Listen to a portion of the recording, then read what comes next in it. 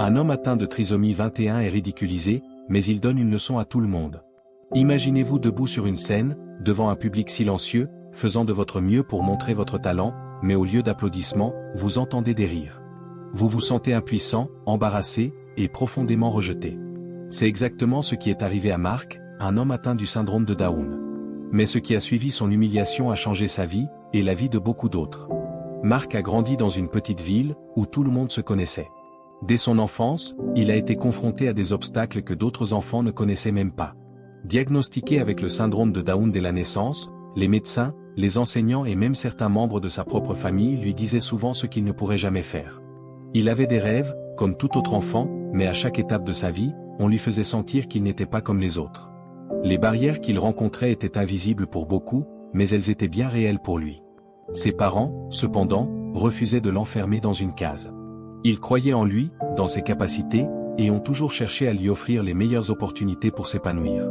Mais même eux n'étaient pas préparés à la dure réalité du monde extérieur. À chaque fois que Mark tentait de montrer ce qu'il savait faire, on lui fermait les portes. Mark avait une passion secrète. Un rêve qu'il n'avait jamais vraiment osé partager avec quiconque, sauf peut-être avec sa mère, qui l'encourageait sans cesse. Ce rêve, c'était de devenir un orateur public. Il avait vu tant de grands leaders parler avec confiance devant des foules, et il en avait rêvé. Il avait une manière particulière de raconter des histoires, de captiver l'attention, d'inspirer les autres. Mais il savait qu'aucune porte ne s'ouvrirait facilement pour lui. Un jour, après des mois de préparation, Mark a décidé de participer à une compétition locale de prise de parole en public. C'était un concours où des participants de toutes sortes pouvaient partager leurs talents, qu'il s'agisse de réciter un poème, de raconter une histoire ou de livrer un discours. Mark, plus déterminé que jamais, s'était entraîné sans relâche pour ce moment. Il avait écrit son discours, il avait répété devant sa famille, et pour la première fois, il se sentait prêt. Le grand jour arriva. Mark monta sur scène, le cœur battant. Il se souvint de tous les encouragements de sa mère et de son père. Il se souvenait des mots qu'il lui avait dit. « Mark, peu importe ce que les autres pensent, l'important est ce que toi, tu crois. Tu as une histoire à raconter ?» Mais à peine avait-il ouvert la bouche pour commencer son discours que l'irréparable se produisit. Le public se mit à rire. Au début, c'était à peine perceptible, un léger murmure, mais rapidement, cela devint plus fort. Les rires étaient moqueurs. Mark sentit sa gorge se serrer. C'était comme si tout ce qu'il avait préparé, tout son espoir, était devenu inutile en un instant. Il perdit sa place dans son discours. Il se força à continuer, mais la honte et l'humiliation l'envahirent. À chaque mot qu'il prononçait, les rires semblaient s'intensifier. Son corps tremblait. Mais il continua. Finalement, Mark quitta la scène en larmes, son rêve brisé sous les yeux d'un public indifférent. Il se sentait plus seul que jamais. « Pourquoi est-ce que je n'ai pas pu le faire ?» se demandait-il, son esprit accablé de questions. Ses parents, bien qu'attristés par ce qui venait de se produire, lui donnèrent tout de même des mots réconfortants, mais Mark savait qu'il avait perdu quelque chose de plus profond ce jour-là. Ce n'était pas simplement un échec. C'était la sensation d'être rejeté par un monde qui ne voulait pas voir au-delà de ses différences. La nuit qui suivit, Mark se réfugia dans sa chambre. Son visage était encore rougi par les larmes, et il fixa le plafond pendant des heures.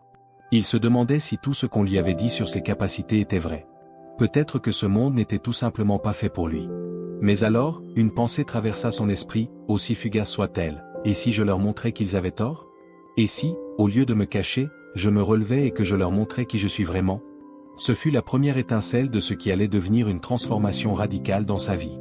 Les jours suivants, Mark commença à réfléchir à ce qui s'était passé.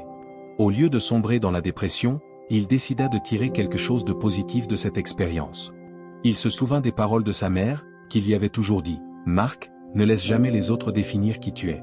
Tu es plus que ce qu'ils pensent de toi. » Et avec cette pensée en tête, il se leva. Il décida qu'il ne renoncerait pas. Ce qu'il avait vécu n'était qu'une étape. Il ne pouvait pas changer l'opinion du public de ce jour-là, mais il pouvait changer la façon dont il percevait les choses.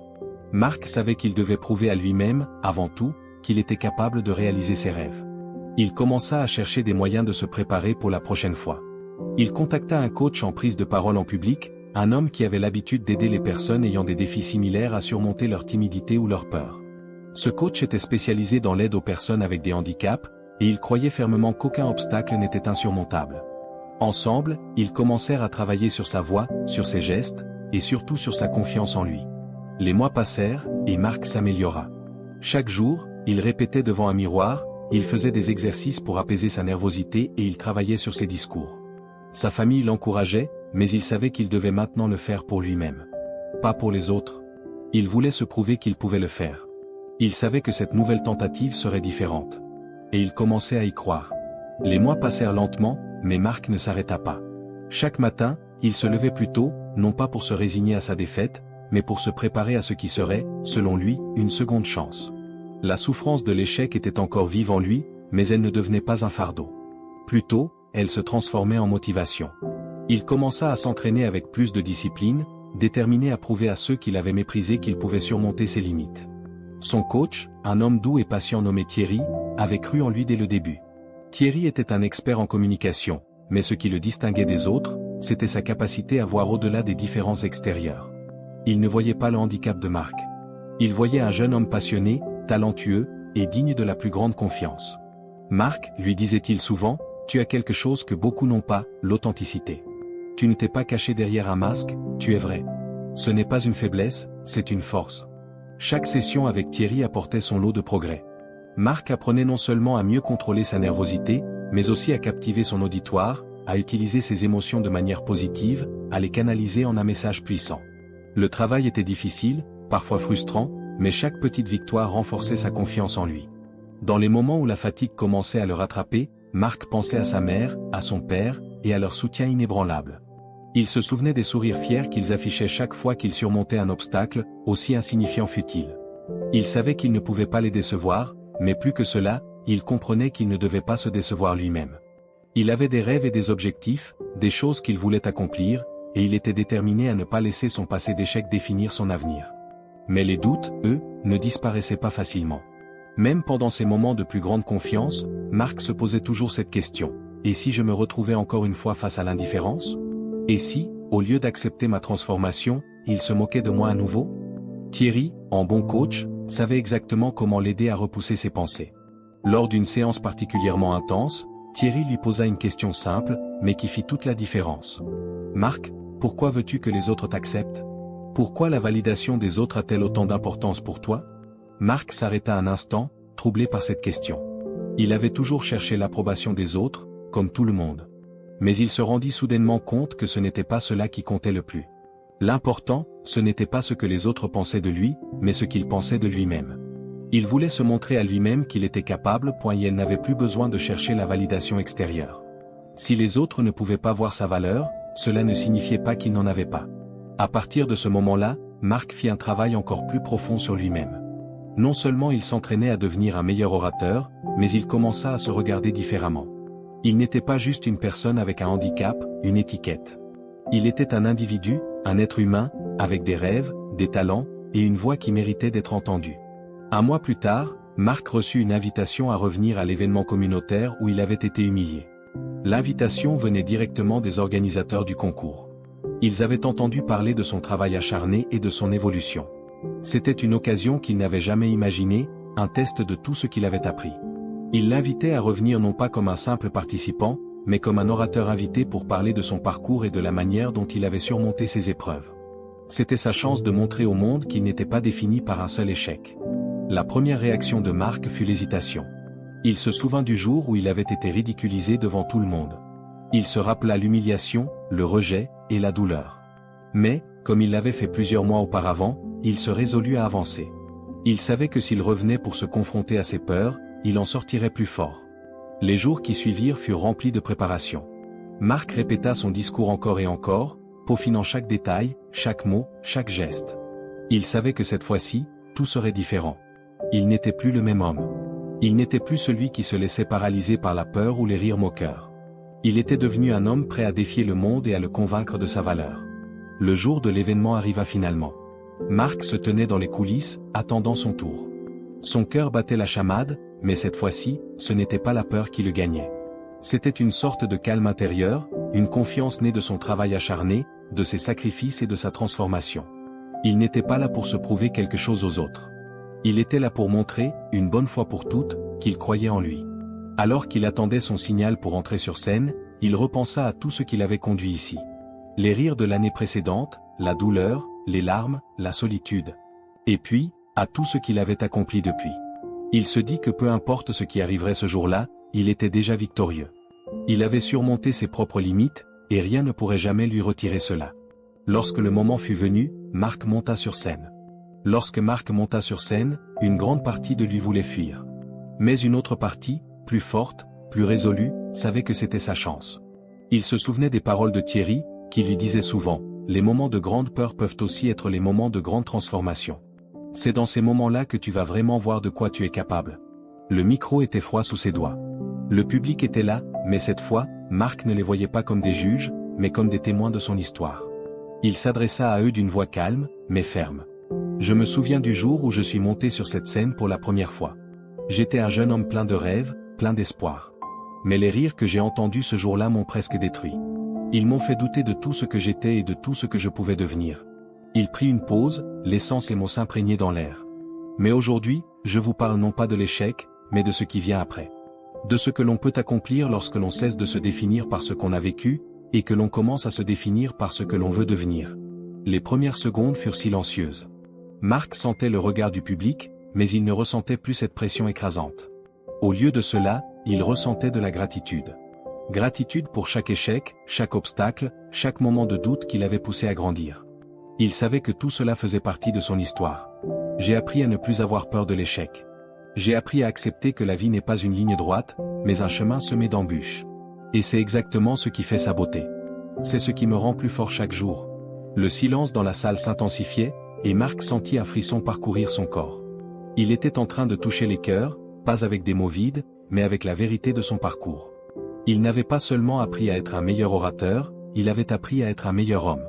Un homme plus complet, plus entier, prêt à partager son histoire sans honte, sans crainte. Il se souvint des rires moqueurs de l'année précédente, mais cette fois, ils n'avaient pas de pouvoir sur lui. Ils étaient loin, dans un passé qu'il avait surmonté. Il n'était plus ce jeune homme timide, incertain, en quête de validation. Il était devenu l'incarnation de la résilience. Je vous parle aujourd'hui non pas de ce que je ne suis pas, mais de ce que je suis. Je suis quelqu'un qui a lutté pour chaque moment, chaque victoire. Je suis quelqu'un qui, malgré les obstacles, continue d'avancer. Et je veux vous dire ceci, si je peux le faire, alors vous aussi, vous pouvez le faire. Un silence lourd et profond régna dans la salle. Marc attendait, mais il savait que ces mots allaient marquer le début d'un changement, non seulement pour lui, mais aussi pour ceux qui l'écoutaient. Au fond de lui, il savait que ce discours ne changerait peut-être pas tout. Mais il espérait qu'il ferait une différence, même pour une seule personne dans la salle. Après tout, ce n'était pas pour les rires ou l'approbation qu'il était venu ici. Il était là pour apporter un message de courage, de persévérance et de foi en soi. Alors, il conclut d'une voix plus forte, plus confiante. Ne laissez jamais la peur de l'échec vous empêcher de poursuivre vos rêves. Ne laissez jamais les rires des autres vous définir. Vous êtes plus fort que vous ne le pensez. Et vous avez le pouvoir de créer votre propre histoire. N'abandonnez jamais. Marc termina son discours, la gorge sèche, mais le cœur léger. Il attendit un instant, mais cette fois, il ne s'attendait pas à des rires. Il s'attendait à quelque chose de plus profond, de plus significatif. Et puis, tout à coup, il y eut un bruit. Un bruit qui grandit peu à peu. Un bruit que Marc reconnut bien vite. C'étaient des applaudissements. Lents au début, hésitants peut-être, mais ils devinrent de plus en plus forts. Les gens se levaient. Marc resta là, stupéfait, les yeux grands ouverts, observant le public lui rendre hommage. Des larmes lui montèrent aux yeux. Il avait franchi une étape cruciale dans son parcours. Mais plus important encore, il avait montré à tout le monde que ce n'était pas la nature des épreuves qui comptait, mais la façon dont on choisissait de les affronter. Les applaudissements ne s'arrêtaient pas. Marc se sentit envahi par une chaleur qu'il n'avait jamais connue. Ce n'était pas seulement de la reconnaissance pour son discours.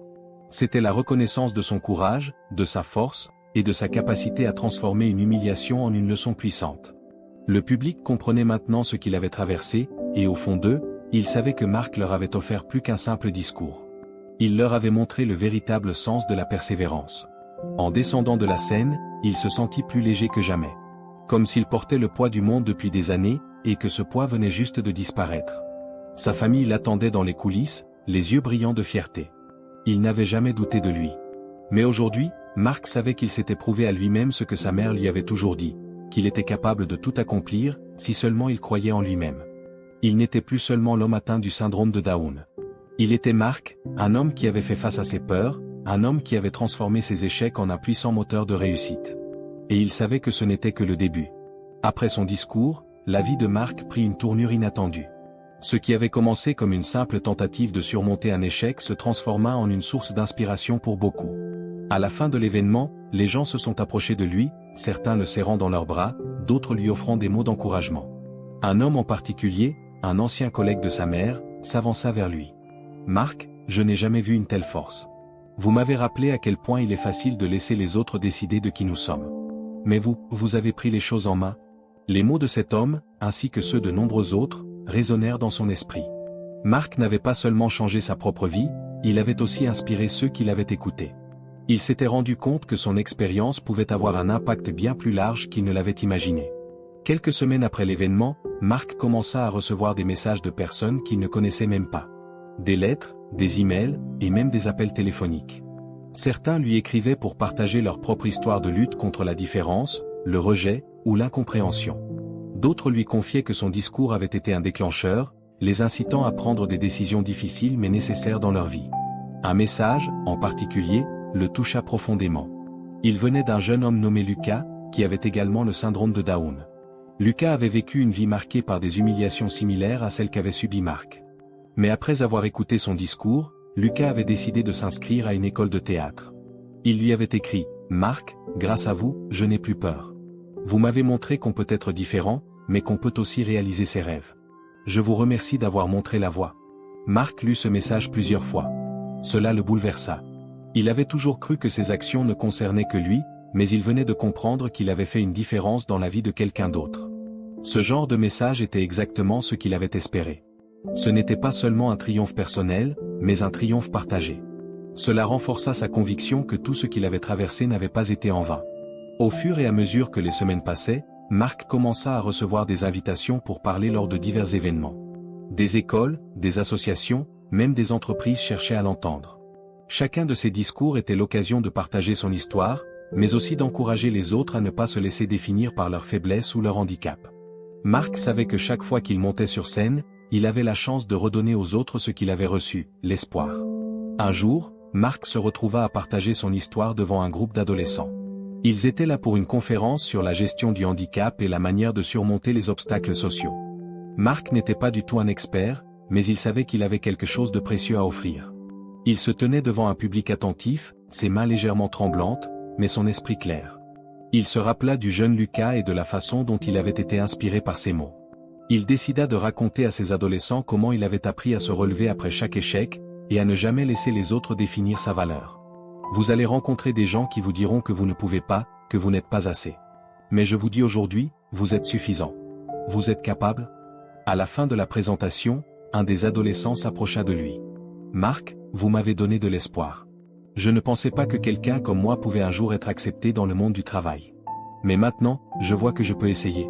Ce jeune homme, comme Lucas, avait vu quelque chose en Marc. Non pas un handicap ou une différence, mais une force, une lumière qu'il n'avait jamais vue chez lui. En rentrant chez lui ce soir-là, Marc repensa à tout ce qu'il avait accompli. Ses victoires, petites et grandes, avaient un goût doux, un goût qui ne s'estomperait jamais. Il pensa aussi à sa famille, à ses amis, à ceux qui l'avaient soutenu dès le début. Ils avaient cru en lui, parfois plus qu'il ne croyait en lui-même. Aujourd'hui, il savait qu'il avait une mission qu'il était prêt à poursuivre, tant que cela pouvait aider d'autres personnes à voir qu'elles étaient capables de réaliser leurs rêves, elles aussi. Pourtant, Marc savait que son voyage n'était pas encore terminé. Il y avait encore beaucoup de choses à apprendre, beaucoup de gens à inspirer. Mais une chose était sûre, il ne cesserait jamais de se battre pour ce en quoi il croyait. Dans les mois qui suivirent, Marc commença à structurer ses pensées et ses expériences en une série d'ateliers destinés à aider ceux qui, comme lui, avaient souvent été jugés pour ce qu'ils étaient. Il savait que chacun avait son propre combat, mais il croyait également que tout le monde avait la capacité de se réinventer, de redéfinir sa propre existence, et de transformer la douleur en force. Il mit en place des séminaires pour les personnes ayant des besoins particuliers, dans lesquels il racontait son parcours et donnait des outils pratiques pour surmonter la peur du jugement et accepter sa propre valeur. Chaque atelier était un pas de plus vers un monde où l'inclusion et l'acceptation n'étaient pas seulement des mots, mais une réalité vécue. Marc se rendait compte que son histoire n'était pas simplement celle d'un homme qui avait surmonté l'humiliation et le rejet. C'était l'histoire d'un homme qui avait décidé de croire en son potentiel et qui, en agissant ainsi, avait offert à d'autres la possibilité de croire en eux aussi. À chaque fois qu'il parlait, il se rappelait ce qu'il avait dit un jour à un public. Ne laissez pas les échecs de la vie vous écraser. Ce sont eux qui vous forgent. Ce sont eux qui vous rendent plus fort. Et aujourd'hui, plus que jamais, Mark savait qu'il vivait selon cette vérité. Mark se réveillait chaque matin avec une énergie nouvelle, une énergie qu'il n'avait jamais ressentie auparavant. Le matin, il se levait tôt, non pas pour répondre à un calendrier serré, mais parce qu'il avait un but. Chaque journée était une occasion d'apprendre, de partager, et de grandir. Ses ateliers prenaient de l'ampleur, et il recevait de plus en plus d'invitations pour des conférences. Mais au fond de lui, il savait que ce succès n'était pas le fruit d'une simple série de coïncidences. Cela représentait quelque chose de plus profond. Il était devenu un symbole de résilience. Mark savait qu'être un modèle de rôle n'était pas sans ses défis. Les projecteurs étaient souvent agréables, mais ils comportaient aussi une pression. Il avait désormais une réputation à maintenir, et il avait conscience que chaque mot, chaque geste pouvait être interprété et jugé. Pourtant, malgré les attentes, il s'efforçait de ne pas se laisser enfermer dans une image idéale. Il savait qu'il n'était pas parfait. Mais il avait compris une chose essentielle, l'authenticité était la clé. Les premiers mois furent une période d'apprentissage pour Mark. Au début, il avait un peu hésité à prendre des engagements publics trop importants. Il craignait de décevoir. Pourtant, à chaque prise de parole, il se rendait compte que sa propre vulnérabilité était précisément ce qui le rendait puissant. Les gens se reconnaissaient en lui, et sa capacité à rester fidèle à lui-même, malgré ses imperfections, renforçait l'impact de son message. Ce n'était pas un super-héros qu'il voyait, c'était un homme, avec des failles, des forces, et une volonté indomptable de réussir. Mais Mark savait aussi qu'il devait trouver un équilibre entre sa vie publique et sa vie personnelle. À mesure que sa notoriété grandissait, il se rendait compte qu'il avait moins de temps pour ses proches, et il commençait à sentir le poids de cette responsabilité. Sa mère, toujours son plus grand soutien, lui rappelait parfois qu'il devait s'accorder des moments de répit. Mark, lui disait-elle un soir, tu as fait tellement de bien au monde, mais n'oublie pas de prendre soin de toi. Tu as toujours eu une force incroyable, mais même les plus forts ont besoin de repos. Ces mots résonnaient profondément dans son cœur. Mark se rendait compte qu'il avait encore beaucoup à apprendre, non seulement sur l'importance de se surpasser, mais aussi sur la nécessité de trouver l'équilibre. La pression de réussir ne devait pas l'empêcher de profiter de l'instant présent, de savourer les moments avec sa famille et ses amis, qu'il avait toujours soutenus. Une soirée, après un de ses séminaires, Mark se retrouva dans un petit café avec Thierry, son ancien coach. Les deux hommes avaient partagé de nombreuses discussions au cours des mois passés, mais celle-ci était différente.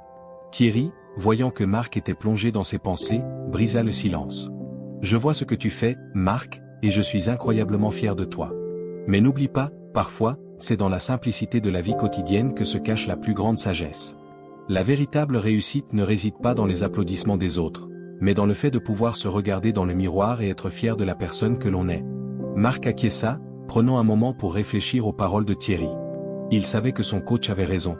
La quête de la reconnaissance pouvait être une belle chose, mais la véritable victoire résidait dans la paix intérieure. Et, au fond de lui, Mark avait toujours cru qu'un succès mesuré par les yeux des autres était un succès fragile. Mais un succès fondé sur l'estime de soi et la satisfaction de ses propres valeurs était celui qui durerait. Le mois suivant, Mark se retrouva invité à une conférence internationale sur les droits des personnes handicapées. C'était l'un de ces événements prestigieux où les figures de proue des droits de l'homme et de l'inclusion se rassemblent pour discuter des avancées et des obstacles à surmonter. Mark se sentit à la fois honoré et intimidé. Cela semblait être un tournant majeur dans sa carrière.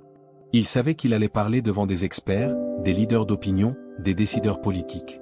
Et, malgré sa confiance retrouvée, un sentiment de nervosité perça en lui. Lors de cette conférence, Mark devait intervenir lors d'une session dédiée à l'inclusion des personnes handicapées dans le monde professionnel. Il savait que ce serait une opportunité en or, mais aussi un défi. Il avait l'impression qu'il ne pouvait pas se permettre de se tromper. Pourtant, lorsqu'il monta sur scène, cette petite voix intérieure qui avait longtemps été source de doute disparut. Il n'était pas là pour impressionner. Il était là pour partager son histoire, celle d'un homme qui avait appris à se connaître et à s'accepter, au-delà des étiquettes et des jugements. Le public l'écouta avec une attention palpable, suspendue à ses mots. Cette fois-ci, Mark n'avait pas de discours écrit à l'avance. Il se laissa aller à l'improvisation, parlant de son parcours, de ses réussites et de ses échecs. Si on m'avait dit, il y a quelques années, que je parlerais devant vous aujourd'hui, je n'y aurais pas cru, dit-il avec un sourire. Mais je suis ici, et je suis fier de ce que j'ai accompli. Il parla des obstacles qu'il avait rencontrés sur son chemin, mais aussi de la force qu'il avait trouvée en lui-même pour les surmonter. Il insista sur l'importance de l'acceptation de soi, et sur la nécessité de créer des environnements inclusifs où chacun pouvait s'épanouir.